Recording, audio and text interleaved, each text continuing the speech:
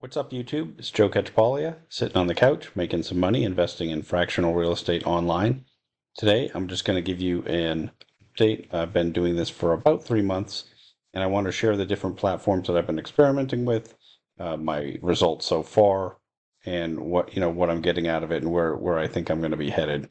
If you haven't been following along already, my name's Joe Catchpolia. I'm a real estate agent in San Antonio. I spend my day helping investors find investment properties here. That's all we do. I have a small team that works for me doing that. I've been an investor myself for about 20 years, and until recently, just all buying properties in real life. I spend a lot of time actually. I spent most of my net worth is tied up in private mortgages, where I bought a property, I turn around and sell it, and I hold the note, and so people pay me like I'm the bank.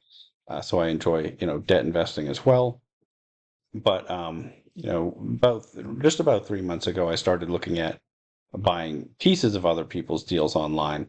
The main motivator for me is because I get a lot of clients that are interested, potential clients that are interested in investing in real estate, but maybe not aren't yet at a point where they can afford to buy a whole property on their own. And I've always wanted to be able to give them some advice as far as or some suggestions on places where they can look to make some investments. So about 3 months ago, the first one I jumped into is a site called Lofty. I do have a link in the description below to their site. It's how I started, actually. Somebody sent me a link. You get a free token for $50. How I started off buying, let's see, putting $50 into this. I bought one of these tokens right here. It's a small strip center with a McDonald's. Turns out that was probably, I should have done more due diligence on that. That property hasn't closed yet, and whether or not it will is sort of up in the air. If not, I'll just end up getting that money back. But wasn't the greatest look for me. My goal is to help you do some due diligence when you're on these sites, but I just sort of YOLO'd and bought that first one that I was pretty excited about. Since then, I've spent quite a bit of time on this site. I have interests in 22 entities. I say entities, not properties, because one of them is this Universal Lending DAO, which this entity owns a bunch of notes. So more where they've lent out money to some of the other property owners here. But the other 21 are all interests in properties. You can see over that time, I haven't been getting a great rental return, at least not the way that the site, and I'll talk about this lending return later because I'm getting this as well, but at least the way the site calculates it, I'm not getting a great return. Part of the reason is I've been on this site looking for what I've identified as the best opportunity, I think, for me, is buying extremely discounted properties because they're not currently paying rent. It seems like there's a really big disconnect in some of these where they're not, just because they're not bringing in rental income right now doesn't mean that the property has lost 20, 30, 40% of its value. But the way that tokens trade on this site, um, often case that's what's happening. And so I think that they're, at least for me, I don't need the current income at the moment. Whether or not it's paying rent today doesn't really matter to me. Being able to get an interest in some of these properties where I think we can either push to get it sold, which is an option here, or it turns around and it starts to perform again. And you can. I think that's the better opportunity.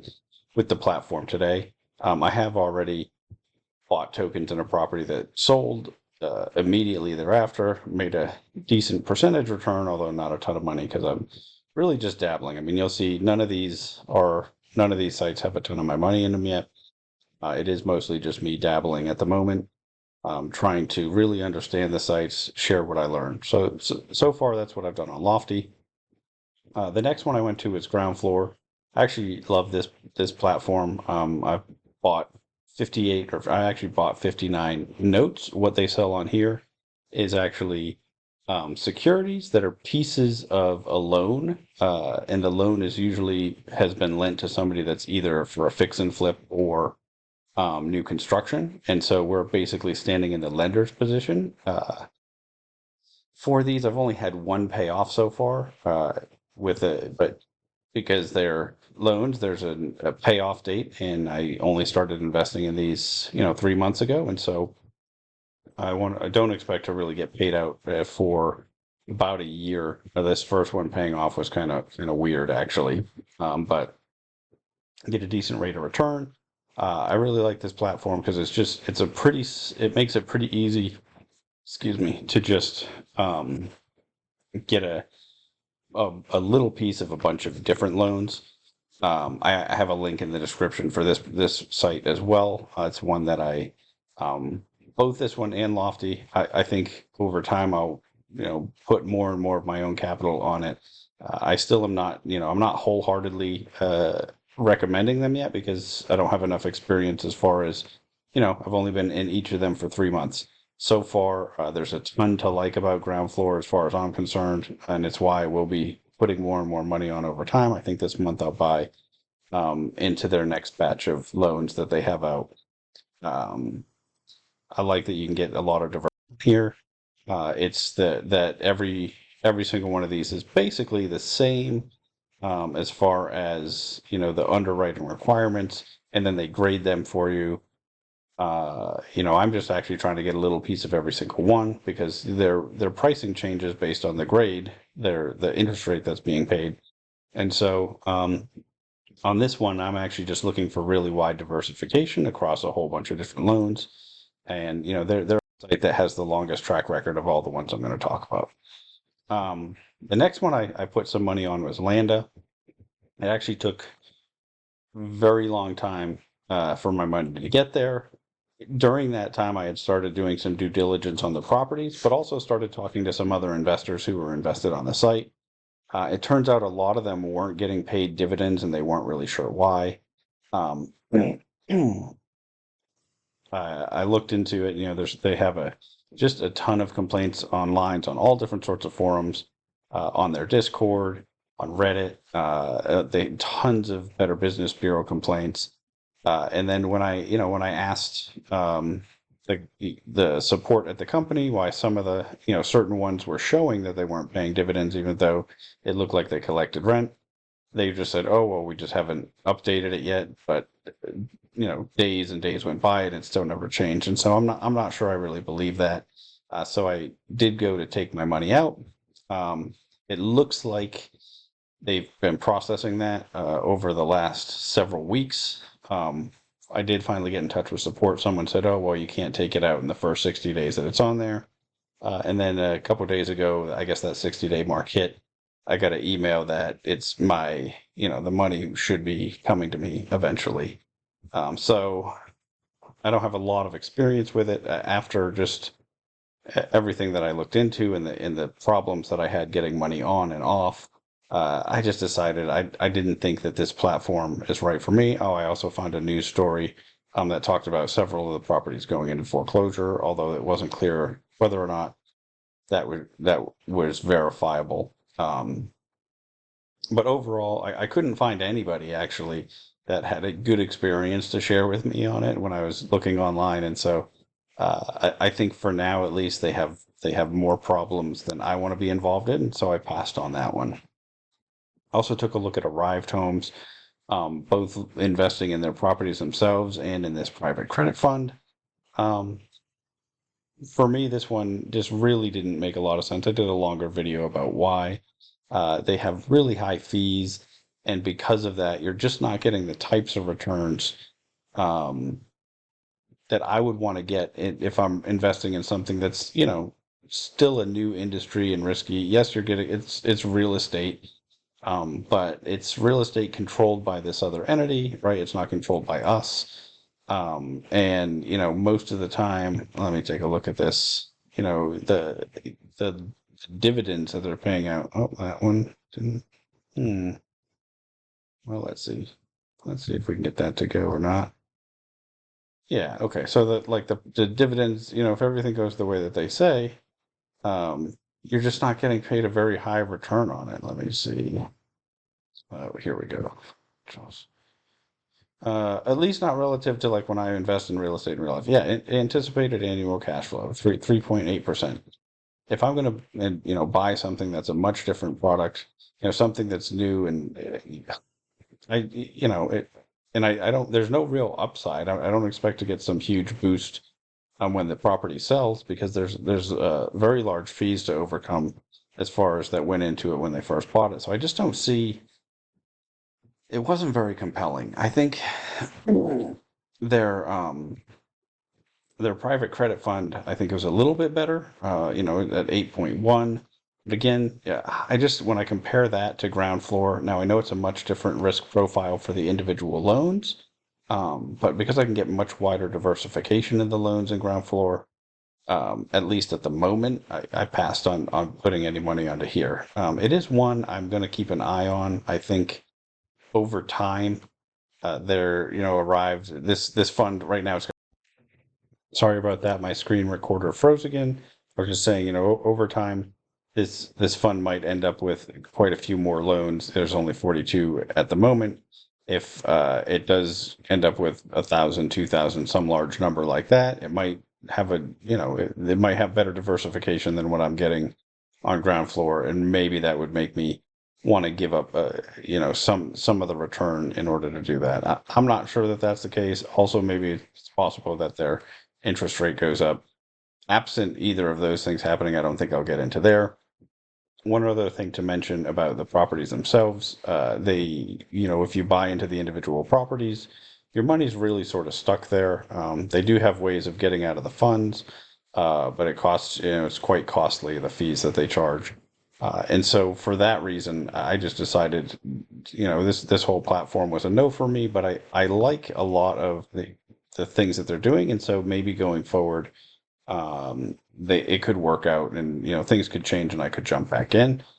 One of the things I want to, point out is that just because I pick one site to invest in, pick other ones not to, it doesn't mean that's necessarily the right decision for you. Do your own due diligence. The risk profile might be different. You might have a better outlook on the way certain properties will be managed, which is absolutely true. A lot of the properties that I've bought on Lofty are at a big discount because they were initially very poorly managed. I think the properties on Landa, I think a lot of the problems that they're having are management related issues. And so if you might expect Arrive to do much better, because of the level of professionalism of the backers. It is I believe it's a Jeff Bezos backed company. I've read that quite a few places online. But so it might be a reason that you'd want to jump in there for a lower yield, and expect it to do better over the long run. But for me, it wasn't a good decision. The next one I looked at was Bricksave, a much smaller, newer platform than some of the others. Although, they only ever have a couple of options at a time. These at the moment, you can only buy the whole property from them, but then they have one that it is crowdfunding that you can buy little pieces. I actually have spoken to a member of their acquisitions team that when they were looking at properties here in San Antonio, it does seem like they're a very professional group and they're really trying hard to find good deals. They're not, at least so far, they're not putting out really stellar deals though. They're putting out, like this one in San Antonio, it's just not the greatest yield, right? Like 5%. If I'm going to jump into a platform where I am, I'm not controlling the property, I may or may not be getting the tax advantages that I would if I bought it on my own. And I don't have any control over when it sells, I have a liquidity issue. I just can't see myself doing that for the low return. You can see the Chicago properties all have higher returns, but if you compare those to the returns on the Chicago properties on Lofty, they're still significantly lower. It's just that it's a market, that has higher yields because it's, you tend to have more vacancy issues, you have less appreciation. There's a lot of things. There's most of the time there's a trade-off between yield, rental yield and appreciation, or in rental yield and just the stability and overall. There's just no free lunch in investing, right? And so markets that have one thing better, there's usually some negatives. And so, I do own pieces of a couple of properties in Chicago now.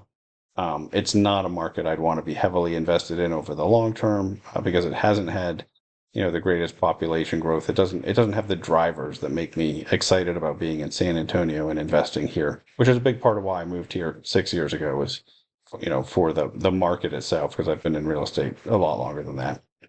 The next one I looked at was ARC 7. Um, there was a lot to like about ARC 7. It does have secondary trading. It has, there's the I ended up not investing on it though, and I did a longer video about why. The yields were just not super compelling relative to some of the other ones, some of the other platforms. There is a secondary market to trade on, but it looked like there was very little activity in it, and at least the prices were not. You didn't see the deep discounts that you see um, on Lofty, which is the other platform where you have some trading. I did some due diligence on some of the properties, and they just didn't seem like you were getting the types of risk adjusted returns that I'd want to get. Um, it is one that this one in particular, I think was pretty close, and I might go back to it over time because uh, there's a lot to like about the way they do things, I think, but at least at the moment, they just didn't have properties that I thought. I think they needed a little bit more compelling properties or a more robust trading on the secondary market to where there's some opportunities for me to really get outsized returns if I'm going to want to use this type of platform.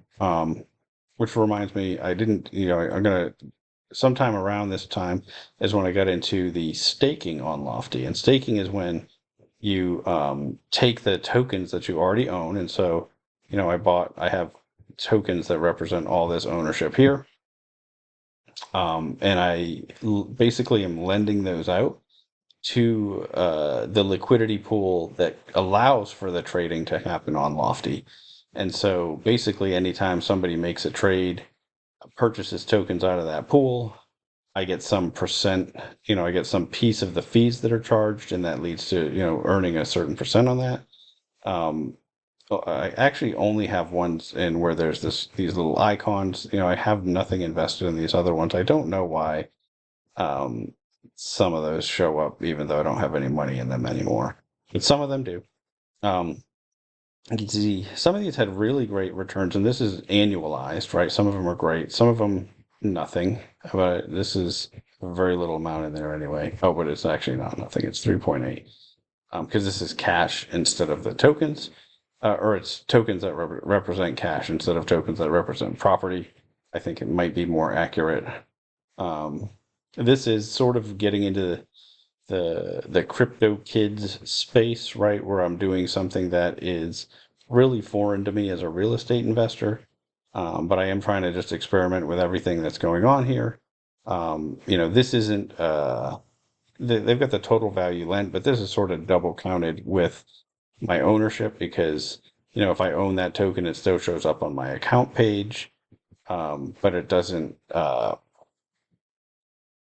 it doesn't take it from there. So for example, if it says I have $1,600 worth of these tokens in the pool, it shows up in here, but it also shows up as I own $1,600 worth on that account page I showed you earlier on this page here. So it is, it's a little bit, on Lofty, it's a little bit hard to keep track. They're constantly changing the user interface, and I think it's getting better and better. But it is somewhat hard to keep track of everything that's going on. Part of it is just a little bit more complicated. I'm doing more things on there. I'm buying properties, and then I'm going in and I'm lending out my interest in those properties to get some fees. And so this isn't a fixed rate, right? It's just related to how much trading, so how much volatility basically is there is with those particular properties. So some of these are those properties that I showed you that are not performing. They're not collecting any rent. They're being sold at a discount, and because of that, there's a lot of trading in those. And so that's a strategy that's been working for me pretty well. Although I also have some others where I'm collecting rent on them, and I also put them in the pool, uh, and you can get some fees there. Although there's a danger of losing a piece of your rent, and I did a longer video on that as well. And then the final one that I put some money into, so so far, and I'd love to find some more that are worth at least digging into, maybe putting some money on. I really like the site Mogul. They're clearly very new. I mean, we're talking about 8 properties here, right? They are, they really tout their real estate experience, that they're the only platform that's built by like real estate people. And I think that's kind of true. The two of the founders worked at Goldman Sachs in in their one of the real estate groups, but it's not. They didn't have very long careers there. I think that they worked. When I looked them up, it looked like they had both worked at the company maybe 3 years, and in the real estate group like less than a year and a half. Granted, that does seem like more real estate experience than any of the other founders had on any of the other platforms. Because they were at least looking all day, every day at trying to find properties for a good deal. But despite that, despite me, saying that maybe they don't have the experience that they say they do, I feel like they picked out very good properties. And I've only done a deep dive on this one so far, the Axelrod. Um, they provide some info on this analysis page. And actually when I messaged them, they gave me some even a little bit more detail, which I thought was nice, as far as like performance of the other properties. But it seems like, this one they got at a discount from the asking price, which is nice. You're not necessarily seeing that with some of these others. They have a discount on the management fee, that the third party manager that's doing it. But it's just, the property itself, when I look it up, compare the revenue to price ratio, it just seemed like they're really focused on picking good properties. So my portfolio on here consists of, I put $5,000 into that property, and so it's just one, so I'm getting much less diversification on here.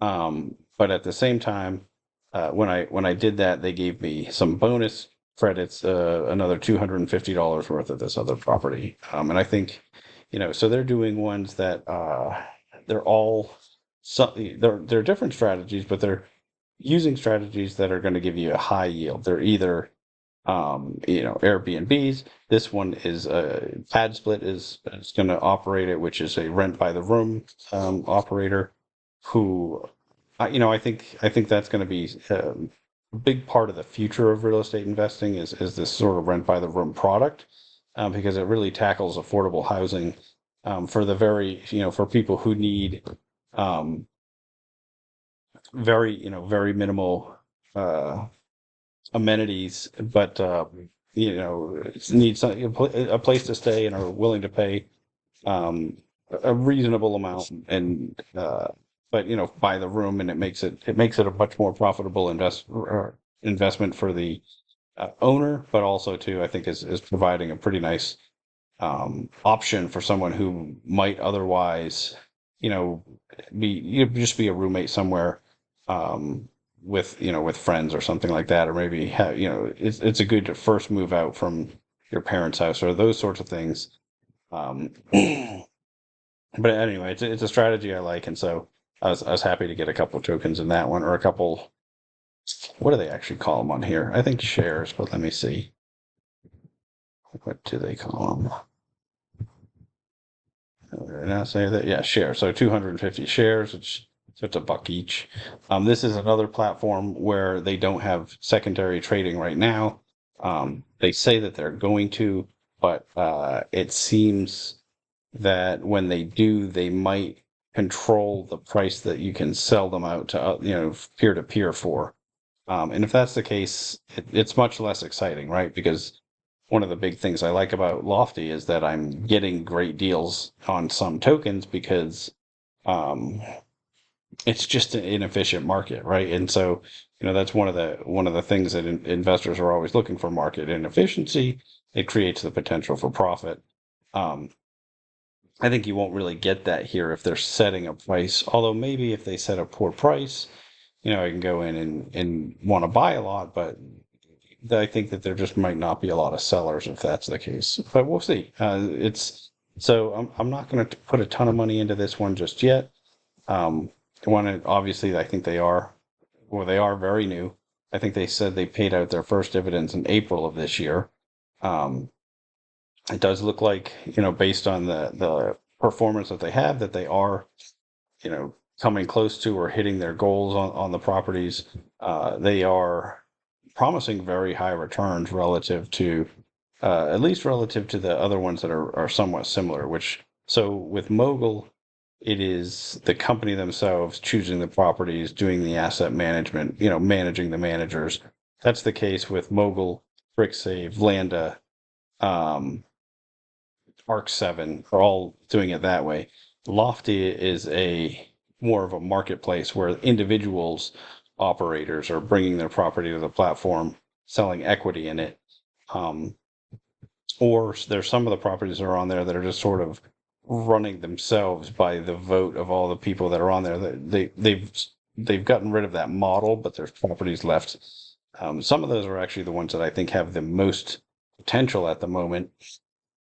But so it's a decentralized, management or asset management versus, a more controlled process. And so it just creates different opportunities, right? If I were someone who truly just wanted to set it and forget it strategy, where I'm just buying properties and I'm not really doing anything after that, Mogul might be better for me. Groundfloor would be fantastic for that if that were the direction I wanted to go as far as owning debt and getting paid, actually making interest on those. So I do for Mogul, have a link in the description below as well. Where you get $50, and if you invest some amount, I do as well. All of those, so all the links that I have down there, they have terms and conditions, until you want to just keep that in mind. I think most of them you don't have to actually invest. Oh, this one you have to invest. I think Lofty I didn't have to invest. I just got it for free. Groundfloor, I got that money after making an investment and waiting. It was kind of a long time, maybe a month or something, but not the end of the world, because it's not the reason that I'm on the platforms. Um, but it is, if you're just getting started with investing and you want to spread your money around to several different platforms and get, some small little bonus from it. I think it's kind of interesting. I remember a long time ago, I used to do that when I was in college. I'd open different bank accounts that would give you the $50 for just opening it, and at the time, it was worth my time to do that. I wouldn't necessarily spend a lot of time doing stuff like that today. Um, but it's all relative, right? Like if you're starting out with investing and you can get an extra $50 here or there. Actually, on Groundfloor, I think I'm going to get $200 from, because based on the amount that I put on there, but I haven't gotten all of that yet. And like I said, on Mogul, I did get 250 plus the 50, and that was again based on making a $5,000 investment in that. So I really just wanted to recap. I know I've got a couple people, it looks like, that are watching my videos regularly. Some, a lot of people that just showed up recently. And so I just wanted to catch everybody up. I know my videos are not the most succinct, and, you probably don't want to go back and watch 3 months of me putting out an hour or half an hour every day. I'm trying to just share everything that I learn about all the platforms, let you know the good and the bad, let you know the results as I get them. I think you find, mostly I'm talking about Lofty, not because it's one of my two favorites. I think Groundfloor and Lofty are my two favorites so far. Groundfloor I hardly ever actually put out videos on, because it is such a simple platform to just put your money on, buy a bunch of different loans, and there's nothing else to do. Lofty, I'm on there all the time because you can trade, you can talk to other owners, you can in their Discord, you can propose different plans for properties if they're not being run well. You can propose a sale. So some of those have happened. Um, because of that, it's been a lot of fun for me. I've probably spent more time than I should with the amount of money I put on there. But I think that as the platform grows, I might start to allocate a significant portion of my net worth onto there versus just keeping it in properties in real life, or in real life mortgage notes. I say real life. I mean, all the ownership in this is, we're not investing in the metaverse. I mean, this is all, properties out there in the world. but they're not ones that I don't know another way to do, another distinction to make, right? Other than saying in real life. I mean, other than uh, you know, like I said, at the moment, I'm not putting a ton of money on here. Well, like maybe the next time I have a mortgage payoff, and so I've got a big chunk of cash. I'll probably will put it into one of these platforms if I feel like I've gotten pretty comfortable with where it is, and over time maybe allocate. It's what I like to call couch money, right? Like you can sit on the couch and make this money. You don't have to go and look at anything. You don't have to talk to people. Or, I can just sit here, and so over time I might just move. You know, and maybe I don't think it'll ever be all of my investing capital onto the internet. But that's probably just because I'm an old guy, right? Like I just want to have some things that I can go out and touch and hold, like precious metals, and probably still have a piece of land or two, or something like that. But all of that stuff requires upkeep. It requires a place to put it, or mowing lawns, or whatever it is, right? And so having the option to just buy stuff and it just hold it purely, um, holding an interest in it online, but somebody else is actually doing the work. Uh, Over time, that idea has become more and more appealing to me. My very first investment property, I thought I was going to fix everything. I fixed a couple of things and realized, like, oh, I'm going to hire someone for every piece of maintenance from this point forward. Maybe that just was what worked for me.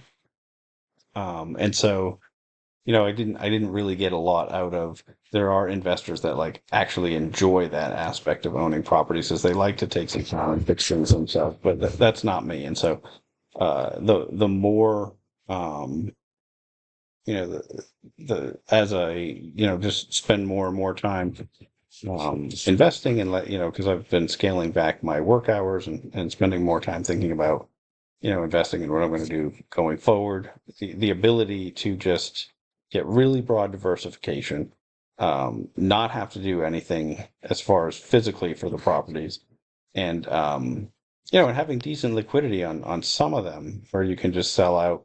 On others, it's not, but there's just a lot to like about it. So I started off saying, I was looking for something where I could, when investors come to me and they want some place to put their money, that they don't have enough to buy properties yet. I think that this is going to become a tool that people like me that have been investing for a long time might want to put money into a bunch of other people's deals on here, versus just going out and doing all the work and buying my own. I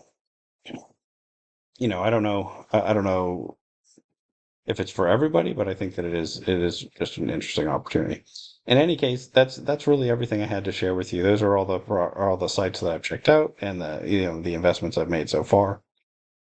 I'm going to keep sharing what I learn along the way. I'll do another update as when I have more results to share. But I'm going to just continue to put out a video probably almost every day, because I just have spent a lot of time on these things, and I'm just learning a lot. And so, just as I learn something, I'm gonna share it with you. And then also, they'll do the due diligence videos that I've been doing, where I'm just sharing, hey, I'm this particular property. These are the things I'm looking at. Am I going to buy it or I'm not? So keep doing those. If you have any specific questions about any of the sites that I talked about, I'm happy to answer them if I know. So feel free to ask. Otherwise, until next time, I'm going to keep making mistakes so that you don't have to.